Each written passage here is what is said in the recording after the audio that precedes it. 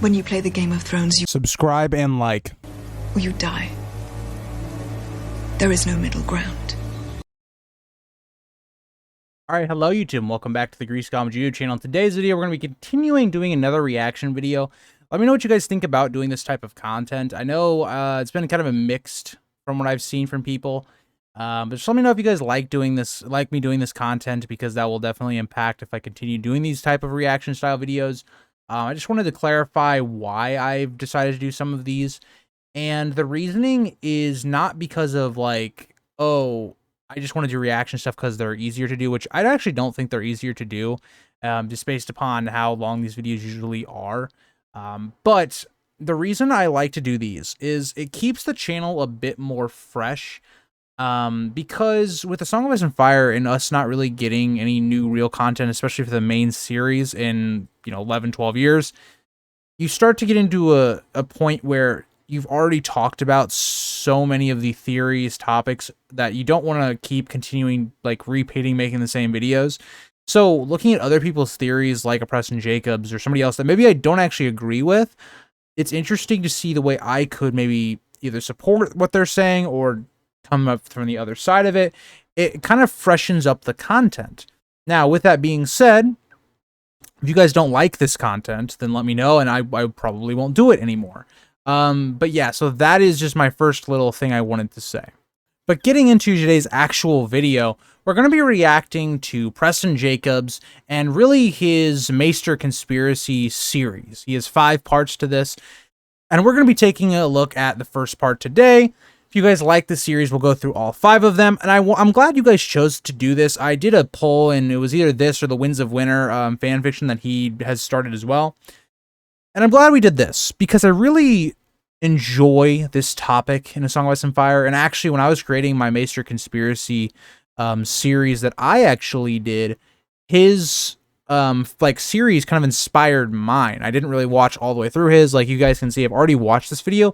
That's not for this video. I actually watched it a while ago.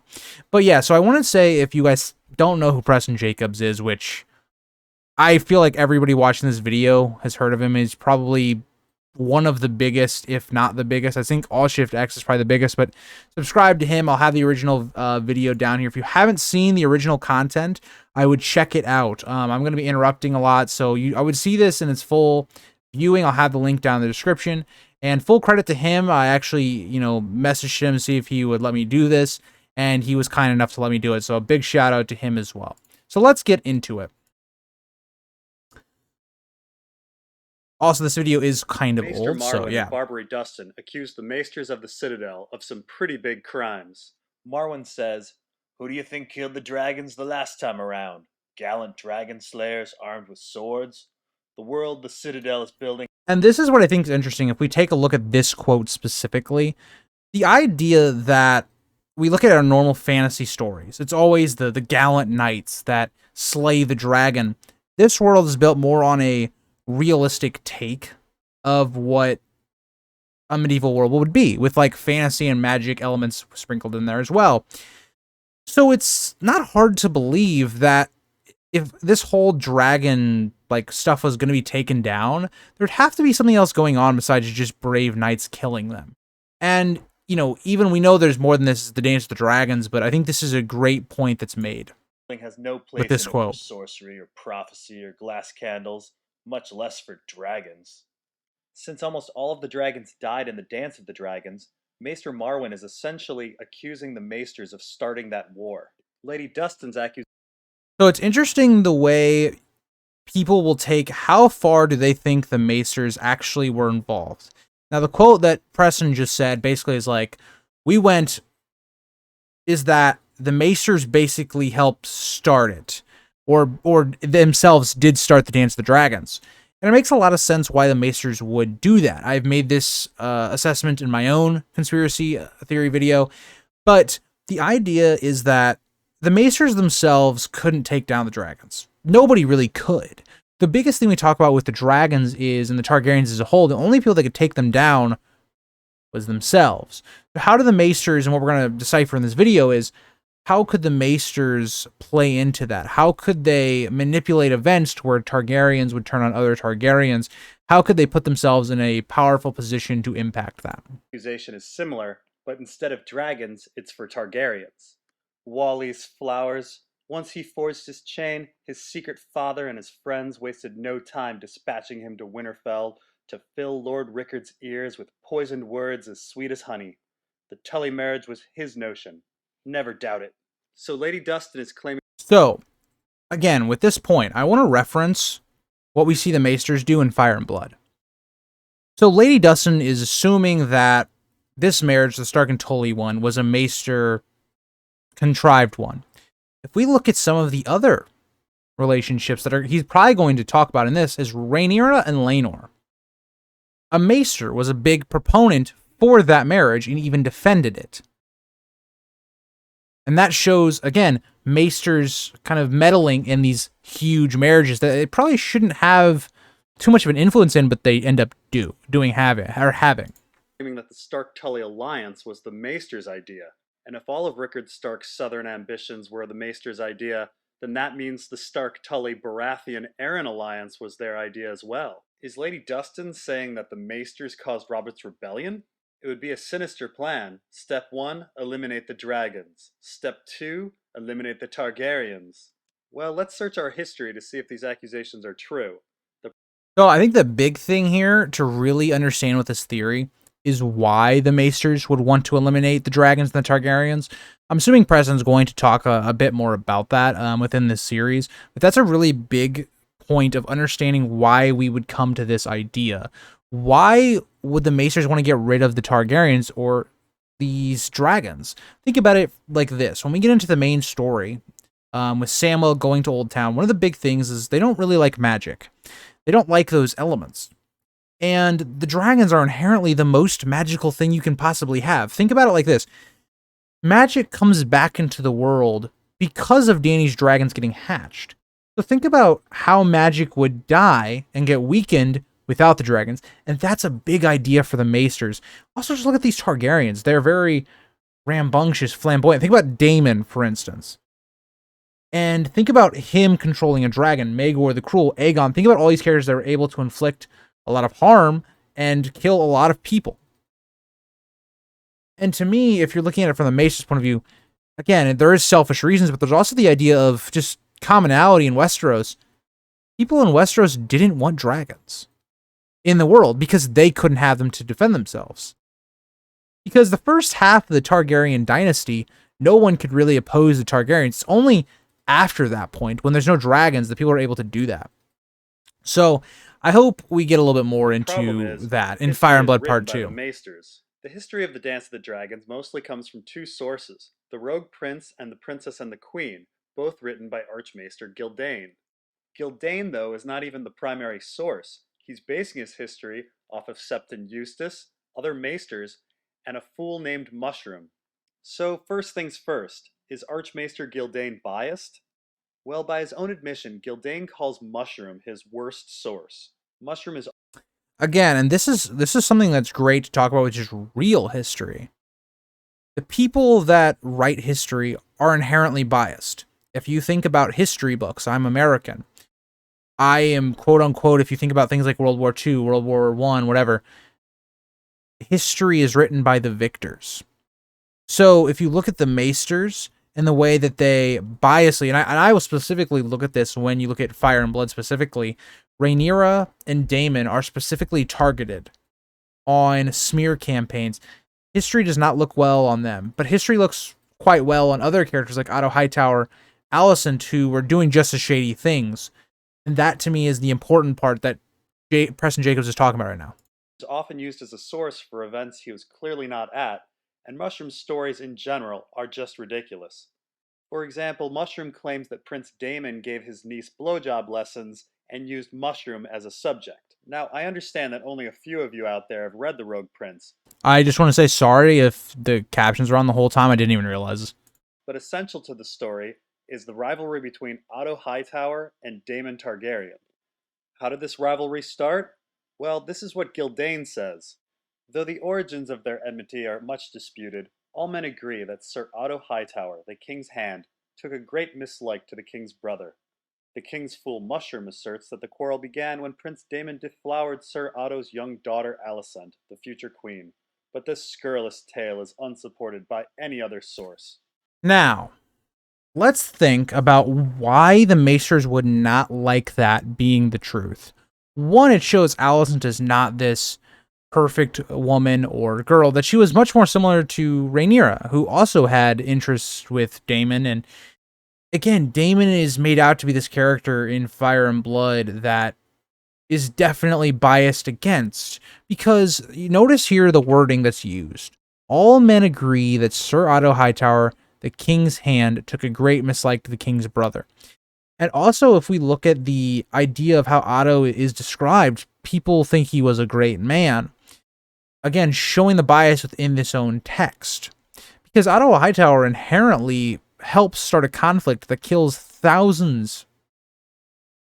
Not a great man. And also, I just think it's interesting that we don't really see why. We don't know, outside of this rumor, why Otto didn't like Damon. And why was it? Because, again, like we saw in House of the Dragon, something that they did a really good job of, Damon didn't really take Otto's shit and saw straight through him. And also, he was this dangerous dragon rider that the Maesters just clearly don't like. Think about any type of dragon rider that was a fearsome warrior. The Maesters don't like them. Visenya, they don't like. Maegor the Cruel, they go overly on how bad Maegor was when he did a lot of good things as well. A character like Damon, right? So Gildain repeats a story that he doesn't think is true from a bad source and then doesn't give us any alternative explanation? That's exactly right. Gildain, you are a shitty, shitty historian. But now that we know that Gildain is biased, or at least biased against Daemon Targaryen, Agreed. Let's try to reconstruct the events of the Dance of the Dragons. Our story really begins about 90 years after Aegon's conquest, with the wise king Jaehaerys and the good queen Alysanne. Now they had several children, but two are important. So the one thing I would say, I think you can actually go a step before this. I think you could actually point to, if you're going to connect the Hightowers to Old Town and the Maesters, you could go even a step further back. You could actually go back to Maegor. When Aenys was crowned, and Maegor needed a wife, he ends up marrying a Hightower, and that's his first wife. They don't have any kids together, and they actually have some issues, and then eventually, they end up figuring it out. But with that being said, you could already show that the Hightowers were trying to get on the throne, and the Maesters in Old Town heavily supported this marriage as well. So again, you could point to that point as really being the starting point, but this is also another great point as well. Aemon and Balon. Now, Aemon dies in the year 92, and so Rhaenys is supposed to be the heir. Yet weirdly, Jaehaerys chooses Balon as his heir over Rhaenys. Targaryen succession was supposed to be equal between men and women, and yet Gildain is silent on the issue. No one has anything bad to say about Rhaenys, so it may be that Jaehaerys had a problem with Rhaenys' husband, Corlys Velaryon. But what could drive a wedge between the king and House Velaryon? Well, the only issue that I can think of that's controversial was Alysanne's banning of the First Night. Targaryens and Velaryons continued to practice it in the Narrow Sea despite Alysanne's ban. Now, a legitimized bastard named Adam Velaryon became heir to Driftmark, and he was produced from a First Night, so it seems that either Corlys or a close relative was still practicing it. Whatever the cause of... I think that's a good point. I do think they were still probably practicing that. I think Corlys definitely, had some bastards. I am a believer of that, but who knows? The public sentiment was that they were Laenor's bastards, which I think was probably just an idea by the Greens and the Maesters specifically to discount Rhaenyra for sleeping outside of wedlock. So, of the rift, Maester Gildain is silent on it. Now, around the year 101, both... But let's take a look at this for a second. Why would the Maesters want this to go towards Viserys instead of Corlys and Rhaenys? For one, Rhaenys shows, especially at this kind of time period, that she is much more of a dragon rider. We know Viserys had Balerion, but he didn't really ride him too much, and also Balerion ends up dying. So again, would you want Corlys, who is he's someone that has kind of the personality of kind of like Damon, who again is this adventurer warrior type alongside of a very powerful dragon rider, or Viserys, who doesn't, have a dragon after Balerion. Balerion was kind of on his older days anyway, about to die. And then you have Aemma Arryn, who, doesn't really pose a threat to the crown. So you can see if you are the Maesters, which side of this would you want? You would want the Viserys side when it comes to the Great Council. Balon and Alysanne die. Succession is once again an issue, and according to Gildain, Jaehaerys chooses Viserys over Rhaenys as his successor. But weirdly, a council is also called and comes to the same conclusion: Viserys over Rhaenys.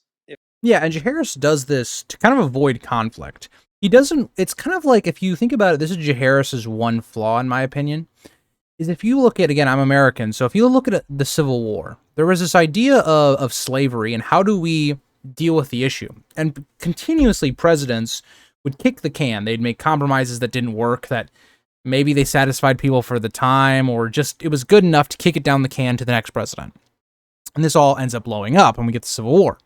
It's kind of what Jaehaerys does here, where he's like, he doesn't want to directly address the issue of who should come next. The woman, Rhaenys, because again, she is closer and older to the actual succession, because of, again, Jaehaerys' older son. She was the first daughter, so that way, if Dornish law was to apply, she would be the person in charge. But if we go off of male heir, it would go to Viserys, because, again, he is the oldest male heir at this point. So, again, you can see why Jaehaerys didn't want to publicly make a sentence on this issue, and that's why he just kicked it to other people like the Great Council to figure this out. But again, it wasn't necessarily Jaehaerys putting into the ruling that, yes, the male becomes before the female.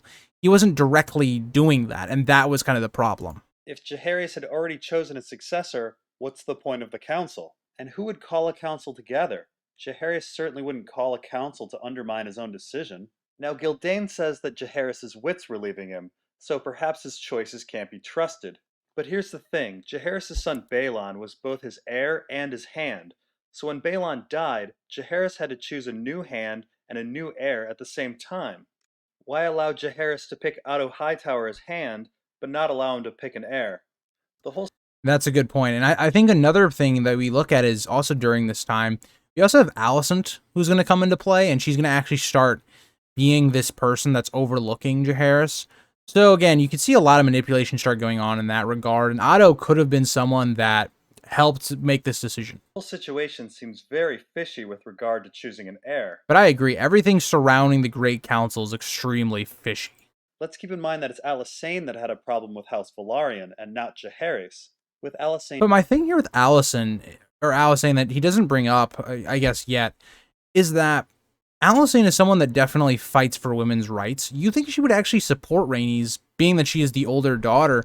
It is interesting that we don't see her publicly side with Rhaenys, and that maybe her hatred of the Velaryons clouds that. Dead, Jaehaerys is free to pick Rhaenys as his successor to heal the rift between the Targaryens and the Velaryons. But instead, House Velaryon is dissed again. At best, Gildain is hiding some significant events from history. At worst, he's covering up a massive conspiracy. Hightower enters the scene in the year 101 and instantly is running the country. One would think that the shift of power away from House Velaryon towards House Hightower would warrant an explanation. Whatever the case... That's a good point. It's a good point of, like, when you look at the power levels, right, that the Velaryons weren't chosen for Hand of King is an interesting idea, especially when Corlys is married to Rhaenys, someone that's already married into your family. That is a bit interesting. Like, the Hand of the King had been going to the sons, right, with Balon and all that, but it doesn't go to Viserys. So Viserys is supposed to become king. He hasn't made hand. Corlys, another option. It goes to Otto Hightower. And if Jaehaerys was at this point, starting to lose his mind, could the Maesters have gotten Jaehaerys to make Otto Hightower hand? It's just a weird person to make hand, because as we know, Otto Hightower isn't even the Lord of the Hightower. It's a very odd selection, and we see that very suspicious things happen right after this, like he's talking about. In 103, Jaehaerys dies, and Viserys becomes ruler of the realm. Viserys is said to be a pushover, so Otto Hightower is still running the show. Now, in the Again, year yes. 103, Viserys' brother, Very different than the way the show depicted it. In the book, it's very much like, yeah, Otto was ruling the kingdoms, Viserys was a pushover. Damon Targaryen, also returns to King's Landing to help him rule. Now let's remember that in the past 2 years, his father Balon, his grandmother Alysanne, and his grandfather Jaehaerys have all died. Otto Hightower is now ruling the country instead of his pushover brother, Viserys. And considering that Viserys only has a daughter at this point, recent precedent with regard to succession would make Damon the heir to the Iron Throne. Damon's return to King's Landing. And that is completely true. Like, when we think about Damon and maybe he gets some criticism, we just saw the law was passed that the male comes before the woman on this great council. So in Damon's mind, he is the heir. And Damon coming back, and it's something we're going to see, I'm assuming very shortly, is that he's constantly pushed out of roles. We see how Otto Hightower tries to get him as far away as possible and getting him little power and as he possibly can. Landing makes perfect sense politically and perfect sense as a brother, but that's not what Archmaester Gildain writes. He writes that Damon returned to King's Landing because he didn't like his wife. He writes that another point here that we look at with Damon, what he's saying with grief, and it makes perfect sense for Damon to be in King's Landing because, again, he is the heir. It makes sense. The other thing I would kind of look at here is Damon Targaryen wasn't made Hand of the King. Is another interesting moment. Damon is this person that completely supports and was willing to go to war if Viserys lost the council, or if Corlys started a war. Damon had been hiring people. Damon would have been a decent choice for a Hand of the King and actually would have followed precedent that had been set with Jaehaerys and having his heir kind of be the Hand of the King.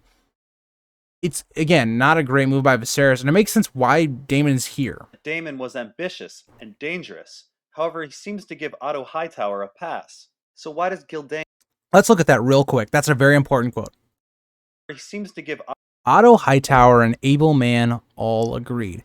Gives him a lot of credit, but we know specifically that Otto Hightower was trying to get Alicent hooked up with Viserys, trying to get his line on the throne, but yet there's no a cunning and ambitious man like we just saw here with Damon, right?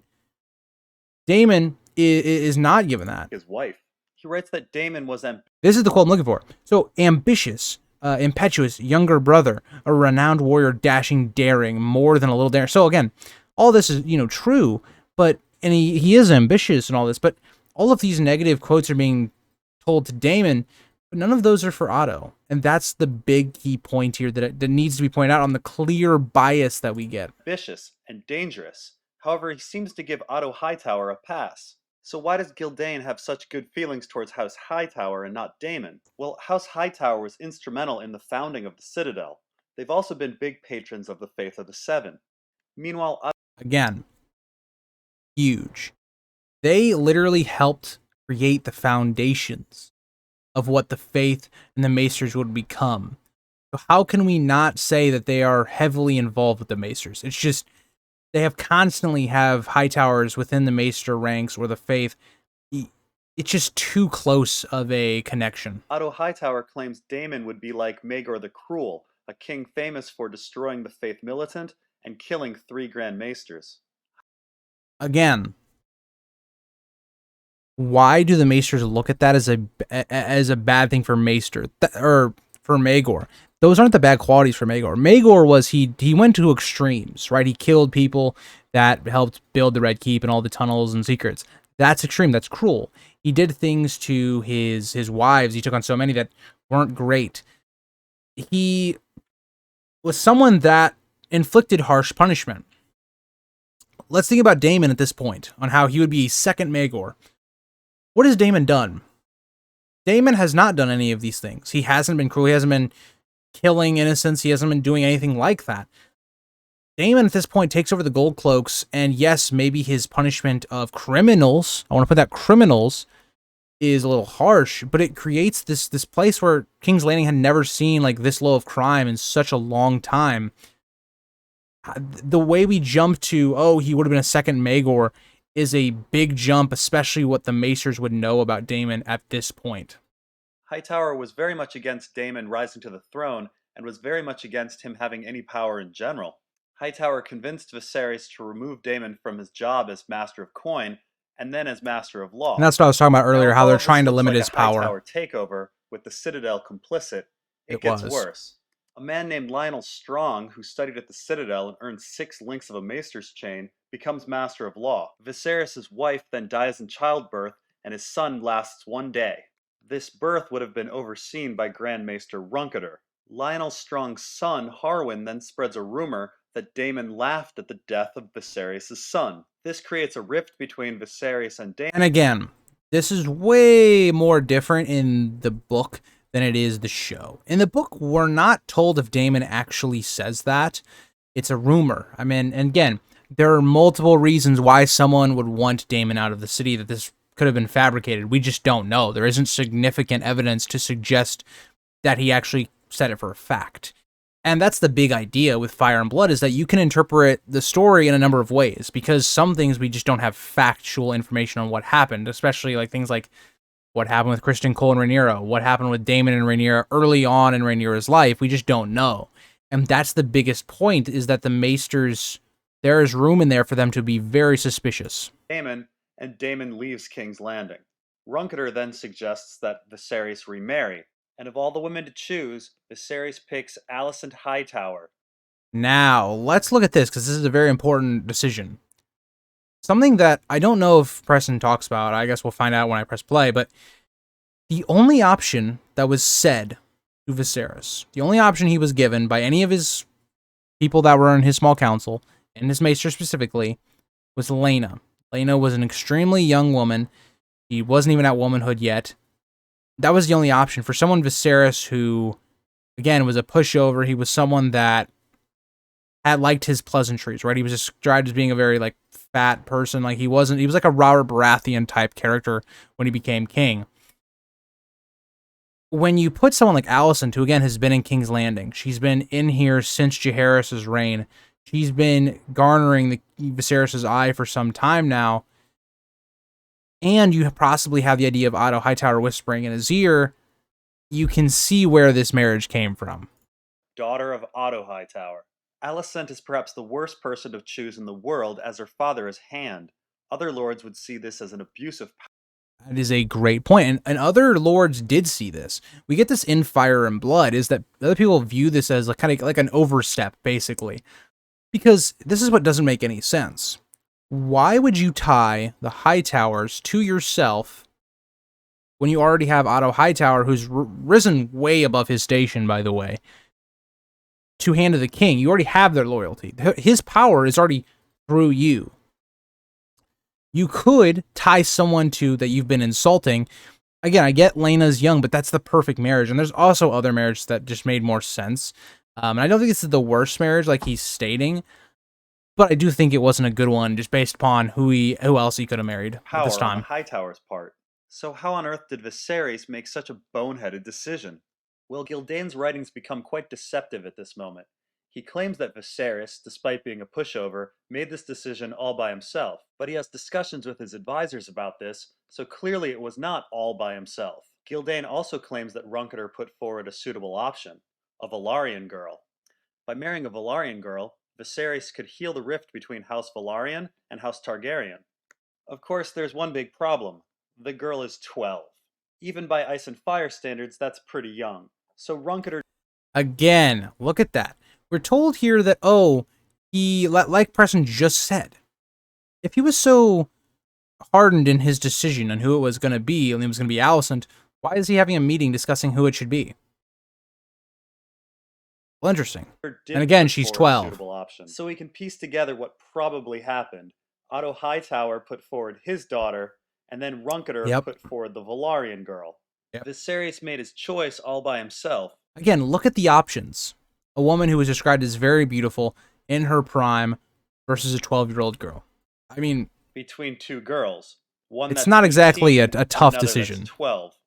And the Maesters get to claim that they tried to encourage peace when in fact they encouraged war. Yep. House Velaryon was and this is something they're going to do multiple times. There are situations where the book makes them out to be, oh, the Maesters are the good guys, but they're actually doing some very suspicious activities.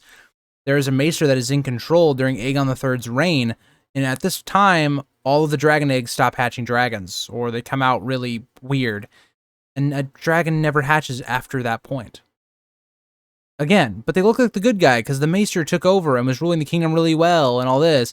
Or during Laenor and Rhaenyra and how they're Hoosh and Rhaenyra marry, they look like the good guys.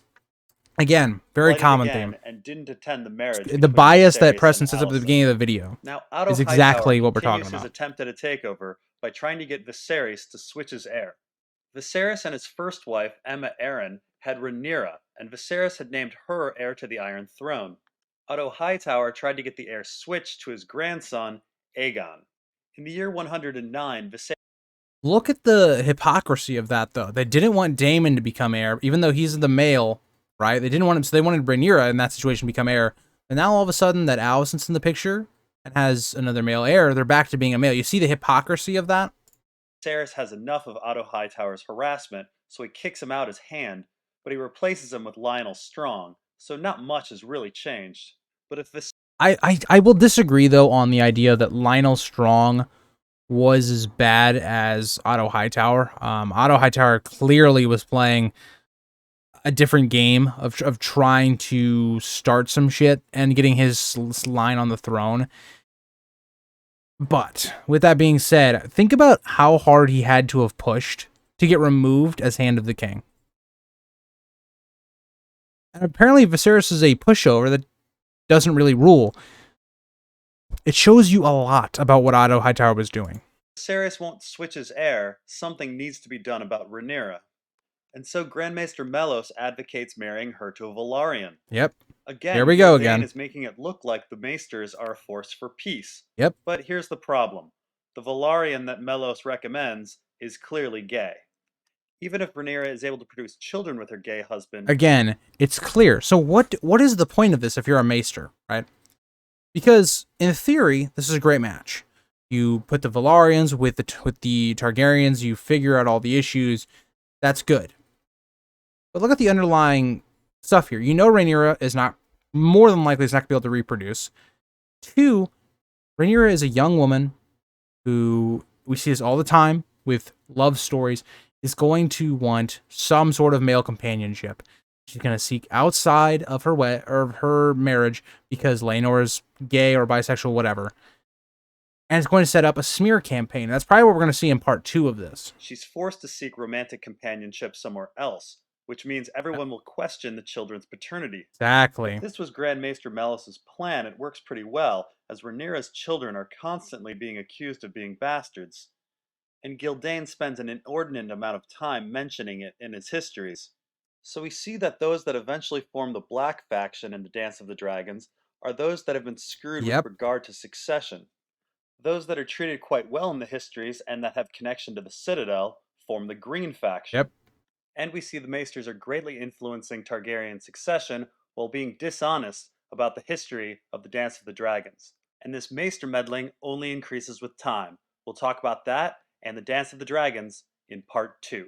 Yeah, so let me know if you guys want to see part 2, but again, fantastic video by Preston. I know that this video is a little old, but it really signifies and hits a lot of the heads on the nail, because this is just the preview, right? We're not even into really the main gist of what goes wrong here. This is setup. All of this is setup. It's putting the pieces in play for what's going to happen. How are we going to make Rhaenyra and her side look illegitimate while we hype up the green side of things, make Alicent look great, even though Alicent herself has a rumor of her sleeping with Damon. Again, nothing comes out of that. So again, you see all these things, and it's clear to me, even if you don't believe this theory all the way, that there's just some things that the Maesters write in histories that just doesn't add up. There's something missing. And again, I hope you enjoyed this video. I love using the video that we're talking about. It's kind of a template of like giving us a topic to talk about in the video and just expanding on it, right? Because this was a 10-minute video, and this recording was 35 minutes. So we tripled the length of the video, because what I want to do with the video, right, is use it as a template to talk about that certain topic where, you know, he'll bring up a point and I can expand on it or talk about maybe why that isn't the case. This is my personal favorite theory in all of A Song of Ice and Fire. So yeah, but I will say, guys, if for some reason you're not subscribed to Preston Jacobs, do it. He puts out great content over the years. I mean, he's one of the oldest, like, A Song of Ice and Fire YouTubers, like, in the game. Fantastic. I don't agree with him in all of his takes. He's got some wild videos, but very creative guy, and is kept, for the most part, the A Song of Ice and Fire community going through a lot of years. So yeah, definitely give him a like, subscribe, do all that stuff. It'll be in the description. And thank you guys all for watching again. Let me know what you guys think about the reaction style content.